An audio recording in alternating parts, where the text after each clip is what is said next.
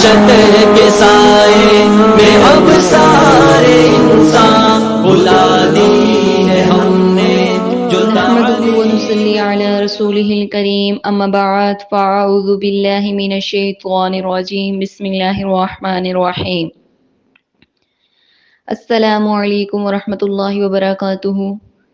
میں آپ سب کی مشکور ہوں کہ آپ نے قرآن پاک سیکھنے کے لیے وقت نکالا۔ اللہ تعالیٰ سے دعا ہے کہ مجھے صحیح سے سمجھانے اور آپ کو سمجھنے کی توفیق عطا فرمائے، آمین۔ آئیے سابقہ اسباق کا مختصر سا جائزہ لے لیتے ہیں۔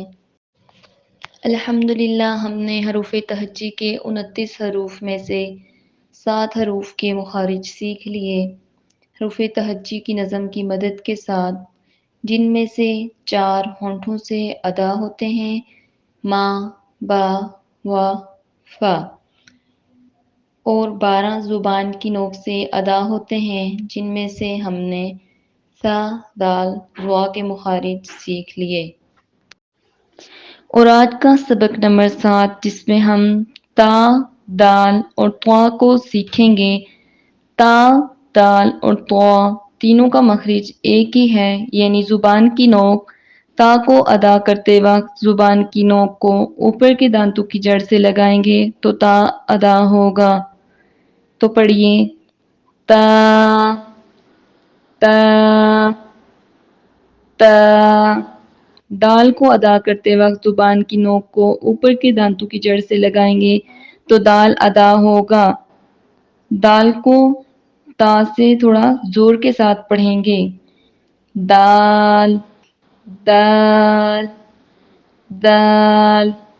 اب آپ اس میں فرق محسوس کیجئے، تا، دال، تا، دال۔ طوا کو ادا کرتے وقت زبان کی نوک کو اوپر کی دانتوں کی جڑ سے لگائیں گے تو طوا ادا ہوگا، جیسے طوا۔ طوا کو موٹا اور اونچا پڑھنا ہے، تا، دال اور طوا، طوا۔ طوا کو طوا نہیں پڑھنا بلکہ طوا پڑھنا ہے، طوا۔ میرے ساتھ دہرائیے، حمزہ طوا زبر ات، طوا، تی، تو، طوا، تی، تو، طن، تن، تن۔ اب کچھ الفاظ کے ساتھ پریکٹس کرتے ہیں، جیسے جزم کے ساتھ طوا ہو، اطعمہم، اطعمہم۔ زبر کے ساتھ طوا ہو، جیسے طیرن، طیرن۔ زیر کے ساتھ طوا ہو، جیسے والباطل، والباطل۔ پیش کے ساتھ جیسے طوا ہو، یہبط، یہبط۔ اطعمہم طیرا والباطل یہبط۔ آپ ہر حرف کی بار بار پریکٹس کریں اور اصلاح کے لیے واٹس ایپ پہ وائس کریں جہاں آپ کی اصلاح کی کوشش کی جا سکے۔ سوالات کامنٹ سیکشن یا دیے گئے واٹس ایپ نمبر پر پوچھے جا سکتے ہیں۔